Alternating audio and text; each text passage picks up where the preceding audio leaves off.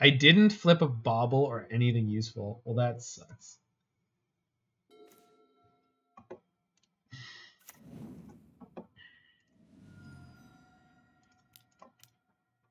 Wrenn and Six.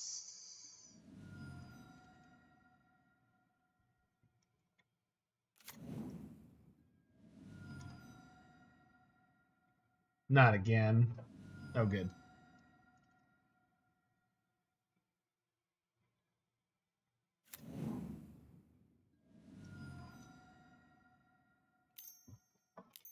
Good. Nah. But you still get to draw a card, opponent. So it's not a total blowout. Oh, it's a total blowout! It's not a total blowout. I still get to keep my Wrenn and Six. So they 2-for-1 themselves instead of 2-for-1ing themselves. Alright, fair enough.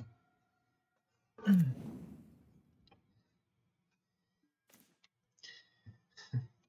damn it, opponent. Stop being so clever.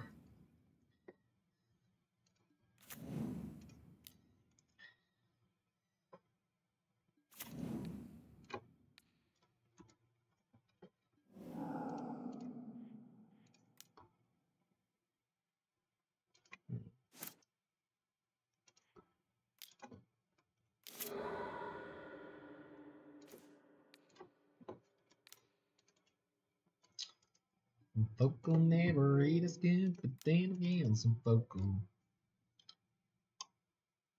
So I'm playing around their theoretically infinite counter magic. They hardcast Force Negation on a Soul Guide Lantern. For a non-dredge deck, that might be new. That might be a first. They have no land. Okay. For a non-dredge deck, that may be a new move. All right. Urza. Lord High Artificer. Go, baby.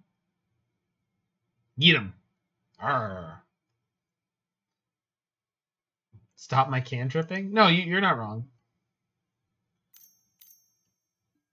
No, I mean, I totally agree with their play. I was just saying, like, it's just surprising. Like, it was just surprising to see it. I think it was the correct thing for them to do, but the opponent conceded from that. That's fair. That is fair. It's a lot of Veil of Summers. Okay. This number of Galvanic Blasts is too damn high. And I realized that fairly late in the process, but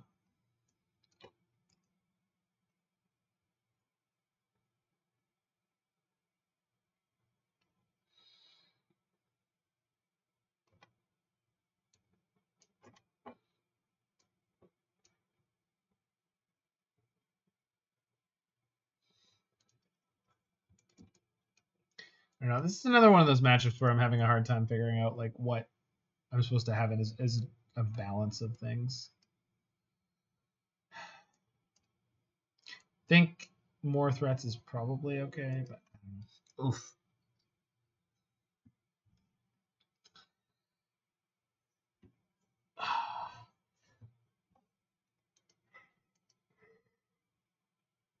All right.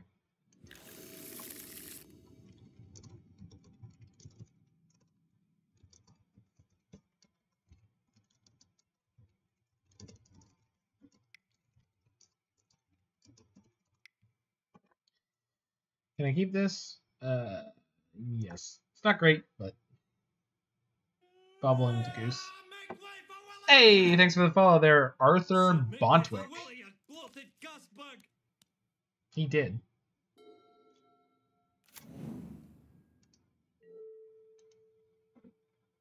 He did say, make way for Willie.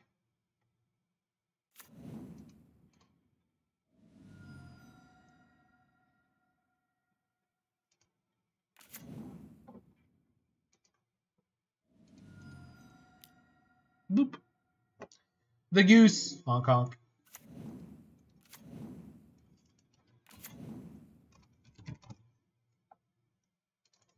There we go.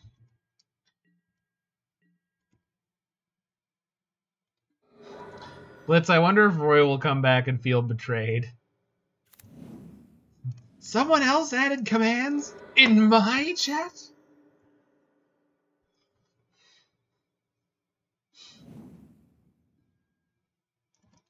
Snow-covered island. Excellent. Also, did they top or bottom? They topped. Okay.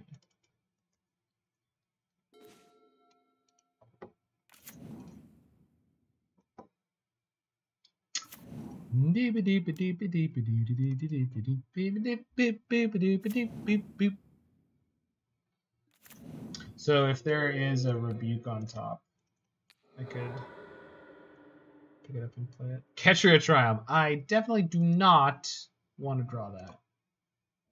Say that's a hard pass. Hard pass on drawing the Triome. Fetching Triome. Yes. Drawing Triome. No. Fetch. Yes. Draw. No. I could have gone for the untapped land, which I guess would keep me safe from potential turn 3 to fairy. Which I probably should be more afraid of than I am, but we'll see. I guess I'll be able to kill it.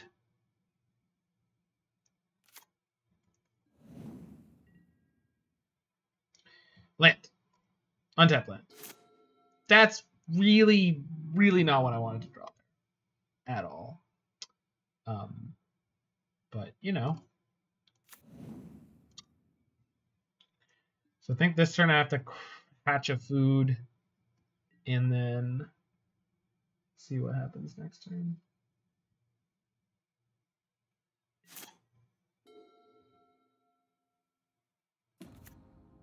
Oh my god.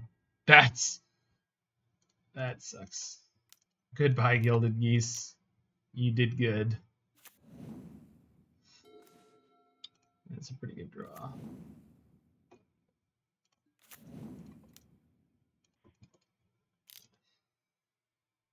No cryptic, please. That's fine.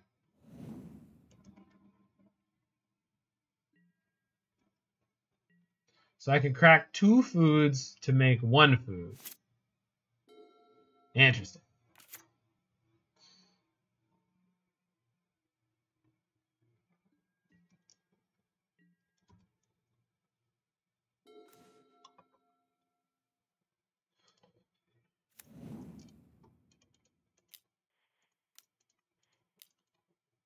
Urza.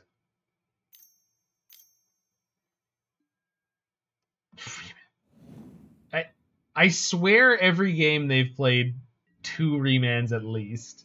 This is inconvenient, to say the least.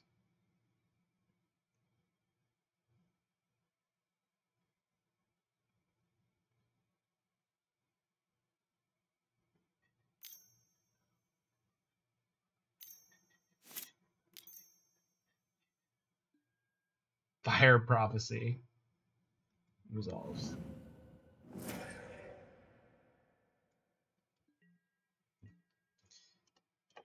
I mean, that has to be some kind of Emrakul deck, right?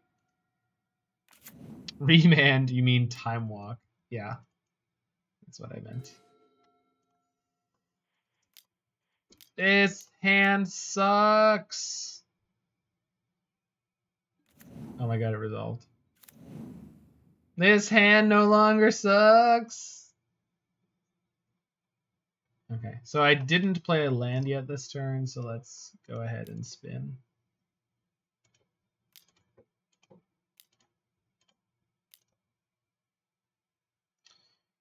Man, if they have a removal spell into Emrakul, I'm gonna die. Boy, does that suck. But maybe I'm wrong about what they're playing.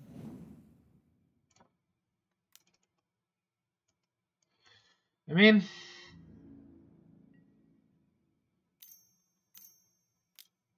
I could have left up a food. That would have given me the ability to crack it. Frank's Blast Zone to 2. Oh, I guess they're working on getting it up to 4. Fair.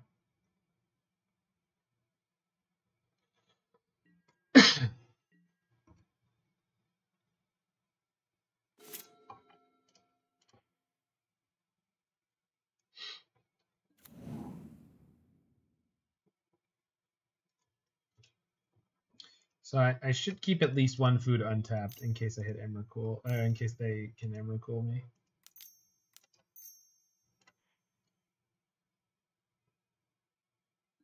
Shit. Love having reactive spells in my Urza deck. Probably should have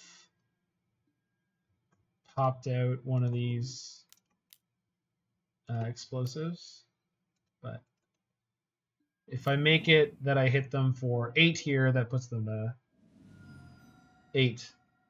So they're on a 1-turn clock.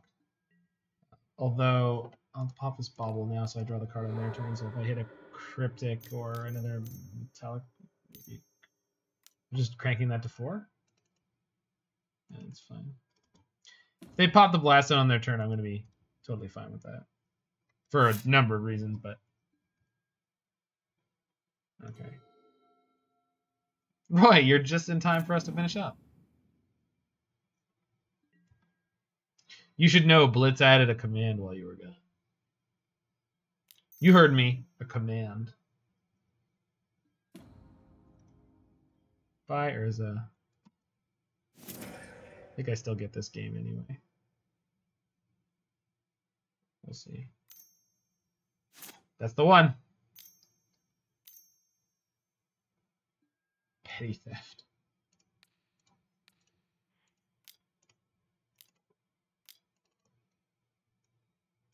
Counter this, opponent.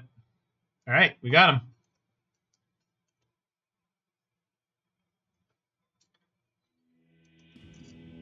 So, Temur Trackurza. Yeah, this is... What's the right way to describe this? It is not anywhere near as scrappy as the old Urza decks, and what I mean by that is the ability to fight back from fairly low resources is not as good as it felt like it used to be, but that's obviously because you had Uro coming out of your graveyard, you had Mystic Sanctuary recurring, Cryptic Commands, etc. But what you do have instead of that is Wrenn and Six is a 2-mana removal spell / win condition, which is insane, plus value engine. That's amazing. Synergizing with Tireless Tracker and all the fetch lands. Nuts. If you have Tracker plus Urza or Urza plus some of the food tokens you made before, you can create a lot of mana very quickly. The whole thing, once this engine gets running, it's insanely powerful. So we saw that in game 1 against Jund. But as we saw in game 2 and 3 against Jund, if they remove 1 or 2 of your synergistic pieces, and if you can't put together about 3, then you can really crap out quickly. So it's not this deck is not unassailable, and it does have some clunky draws where you just kind of end up falling apart.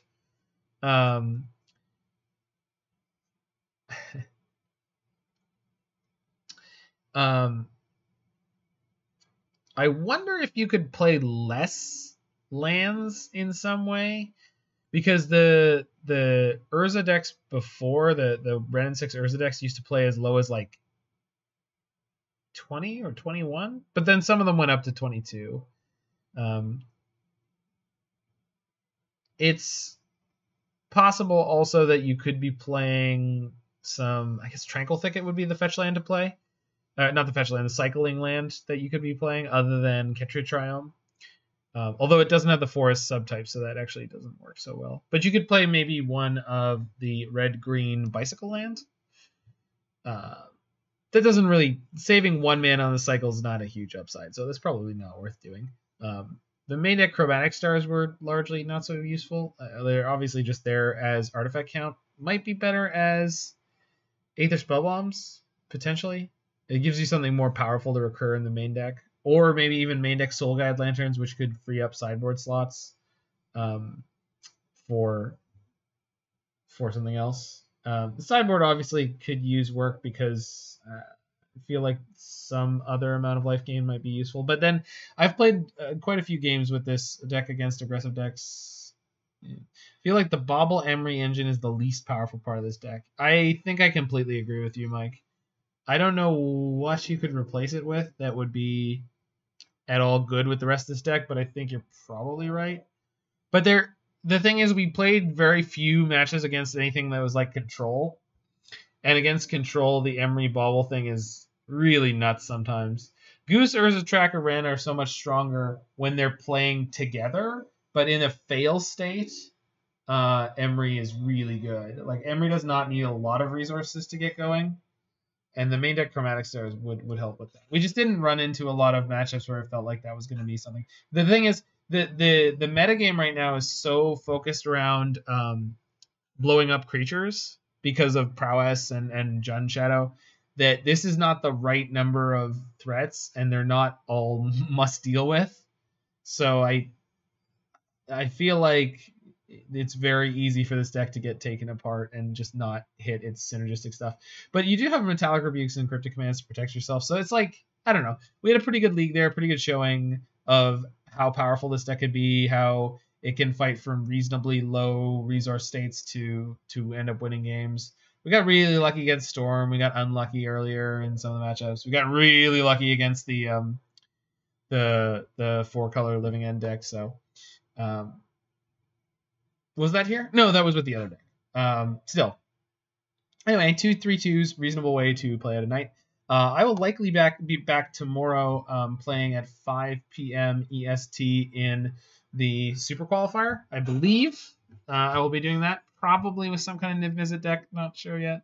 But for everyone who has been hanging out, thank you so much for hanging out here live on the Mana Symbol channel. And for everyone in the future watching this on YouTube, make sure you hit that like button, smash that subscribe button, and check out any of my other videos that you would like to do. I am live most weeknights from 8 till late Eastern Standard Time. That's New York time or Miami time or all sorts of other wonderful cities on the eastern seaboard of the United States of America and some areas west of that. And I am going to now look for somebody to raid. Hopefully there's somebody great on. No Strifo.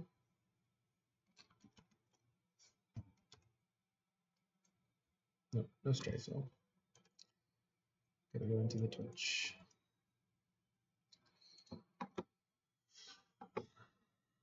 I used to have consistent people to raid at the end of my streams, but so many of them have dropped off.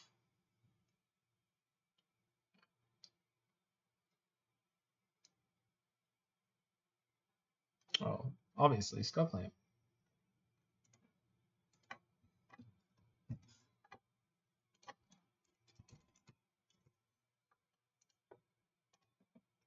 All right. See you, folks.